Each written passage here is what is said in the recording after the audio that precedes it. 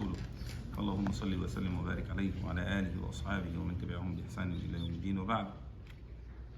Last time we talked about some of the small saraya military expeditions that happened after the Battle of Uhud, and you know that in the Battle of Uhud there was some loss for the Muslims, as you know.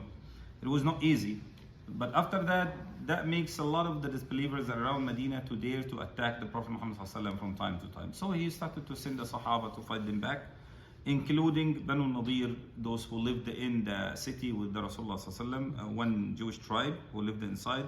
They also made troubles to the Muslims, and they did not stick to their word with the Prophet Muhammad.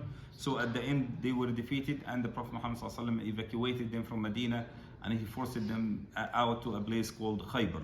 Okay, so this continued for a while, for almost like a year or more than a year, that every time some group of Arabs dare to come to attack, then the Prophet will send someone to them, until a year passed and it came to the time of Badr the second. So we have Badr, this is the beginning, then the Battle of Uhud. Badr, the Muslims won. Uhud, we won in the beginning, then we lost, so it's counted as loss for the Muslims.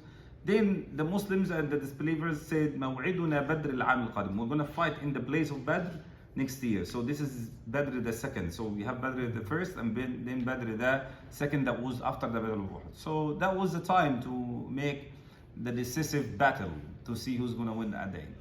So the Prophet Muhammad consulted the Muslims, talked to them. What do you think? They said, yes, Prophet of Allah, we have to keep our word and go to Badr, because they might dare to come and attack us in Medina.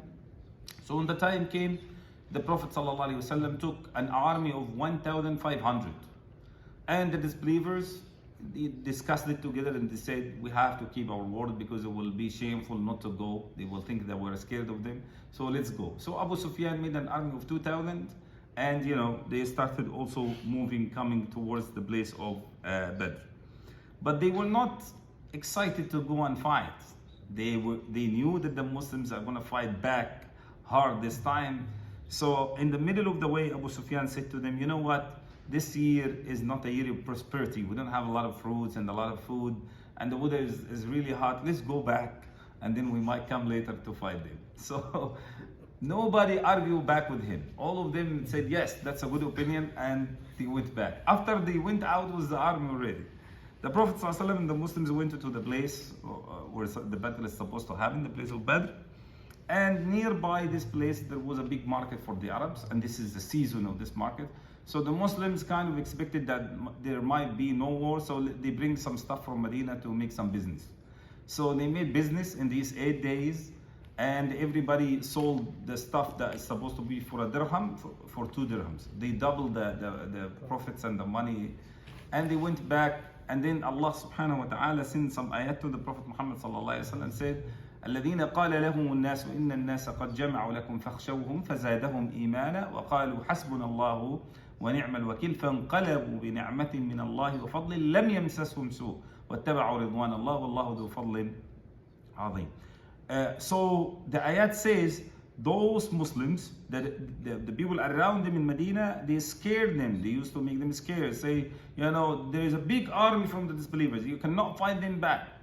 You have to be afraid of them. Then they said, no, we will go and we will fight. Hasbunallah wa ni'mal wakeel. Allah is enough for us. Allah will give us the victory. So they went, they won. That counts as winning for them. And they got some money, and they came back, which is the most important thing, with the mercy of Allah subhanahu wa ta'ala. So that was Badr the second. They call it many names in the Islamic history. They call it Badr al-Maw'id, Badr the appointment, because they have a fixed appointment to fight at that place. Badr is Thaniya, Badr the second, because to differentiate it from the first Badr that they have. They call it Badr al-Akhirah, Badr the last, since the other one is the first one and this is the last one. And they call it Badr al-Sughra, Badr the minor. The other one was the major Badr, which is the big fight. And this is, whatever the name is, but no war happened, but it counted as, when they came back, all the people of Medina started to show respect to them. And all the neighboring Arab tribes started to show respect to them.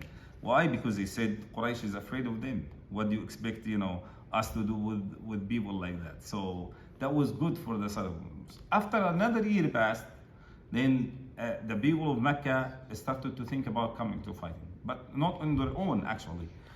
The Jewish people who were forced outside Medina, Banu Nadir, they came to the chiefs of Mecca, okay, the chiefs of Quraysh and Ghatafan and the other Arab tribes in Arabia. They went to them tribe by tribe, said to them, you have to fight the Muslims. If you leave them, they will come and fight you and take your land. One day, look at what happened to us. And they started to, because they were sorry for losing their land and their homes in Medina, so they wanted to make a big war and get rid of the Muslims. So they actually managed to convince Quraysh and the other tribes to do so. So they started to come in big numbers. Quraysh came with 4,000, another Arab tribe was 1,000, another tribe was 500, until they managed to make an army that's almost 10,000. That army is matchless. We never heard of these numbers in the fighting. Always you hear about 2,000, 2,000 and a half, 3,000. But a number like that, no way that the Muslims can win this battle, because all the warriors at that time with the Prophet Muhammad ﷺ, you can say that the average is 1,500, 2,000. If you get everybody who can carry the weapon and fight at that time. So it was a very tough time to the Prophet ﷺ and the Muslims. And they call it the Uhud al Ahzaab, the battle of the allies. It's not just one enemy. All the enemies allied together and coming against you. Like nowadays, when you find the NATO is coming to fight one country, you cannot do anything. It's a lot of forces from a lot of countries coming to fight one small tiny country.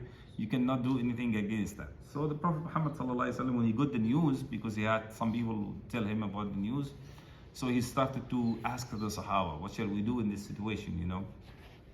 Everybody started to give his own opinion, and then an idea came out of the mouth of Salman al-Farisi, may Allah be pleased with him. They call him al-Farisi because he's from Faris, originally from Persia. Okay. Salman said, Prophet of Allah, we used to do some technique when our enemies to come to fight in our land against us. He said, what is it? He said, we can dig a big trench in the entrance of Medina, because the nature of Medina is amazing. You have the two sides of Medina, fortified by a series of mountains. So nobody can climb them with horses or camels. So nobody can come from the sides. And nobody can come from the back because it's big jungles and the land is muddy. Nobody can get through this easily. So basically they're going to come from the main entrance of Medina. If we manage to dig a trench that's deep enough for them not to go down and climb up, and wide enough so that they cannot jump over it, then we can block them and we can fortify behind a wall from our side, and anybody try shoot them with our own arrows if they try to cross it in any way. The Prophet ﷺ liked the idea, and he asked the Sahaba, can we do it on the time before they come? They said yes. Then he started to put them in groups. Every group has to dig a certain amount, and he himself, sallallahu alaihi wasallam, put himself in one group and worked hard on them. They told him, Prophet of Allah, we can do the job. You sit and just monitor us. He said, no, I'm one of you. I must work with you. And he went down. He kept working hard, and you're gonna find it. Describe him. He said, when he's sweating and the dust is coming over him, you find his chest, all of it, and his belly is muddy because of the hard work. Sallallahu alaihi wasallam. It was not easy for them to do the job. Inshallah, we're going to talk more about that, because the Battle of Al Ahzab is a very long battle. That's why even in the Quran we have one surah that's called after it Surah Al Ahzab, because it's talking about some situations that happened in this battle. جزاكم الله خيرا وصلى الله وسلم وبارك على نبينا محمد وعلى آله وصحبه وسلم.